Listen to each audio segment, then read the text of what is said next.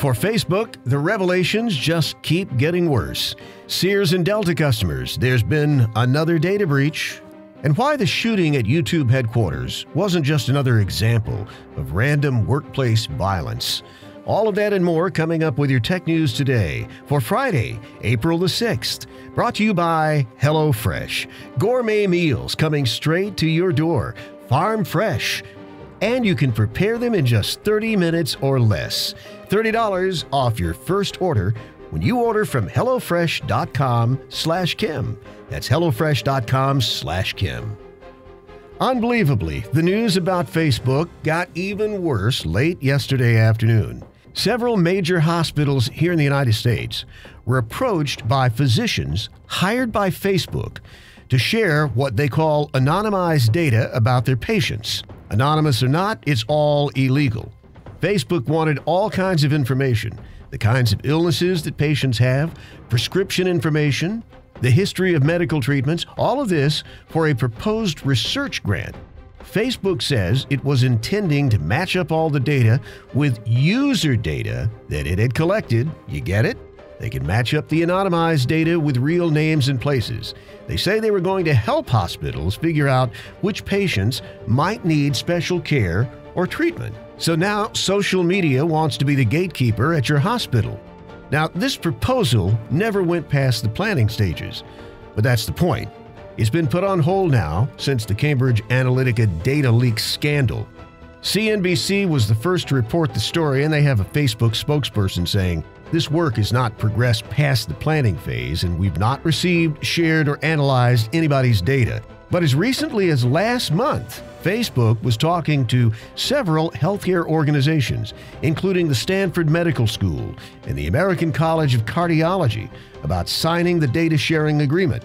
Facebook says the shared data would obscure personally identifiable information like the patient's name, but it proposed using a common computer science technique called hashing to match individuals who existed in both sets. In other words, if a hospital treated somebody for appendicitis on a certain date, and Facebook could match that up with a customer who had appendicitis on that same date, suddenly the identity is not obscure.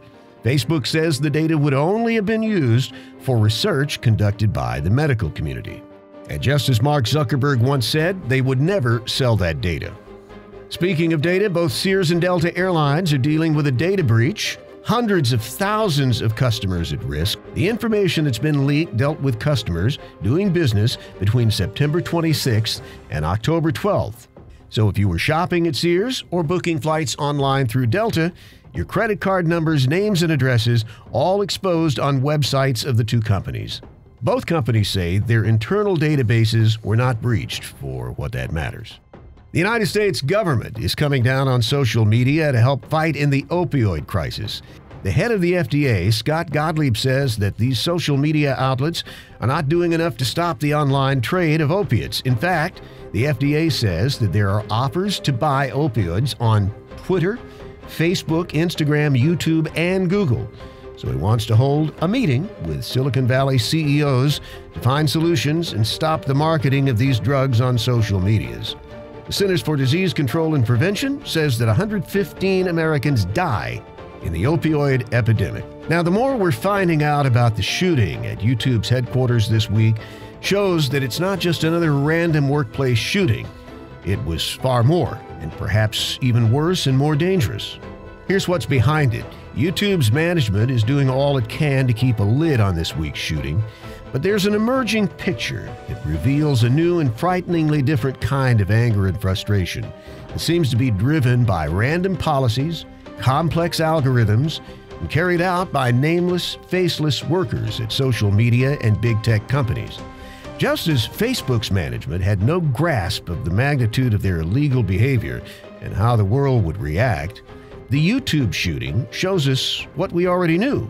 Social media and big tech has really no idea who it's dealing with.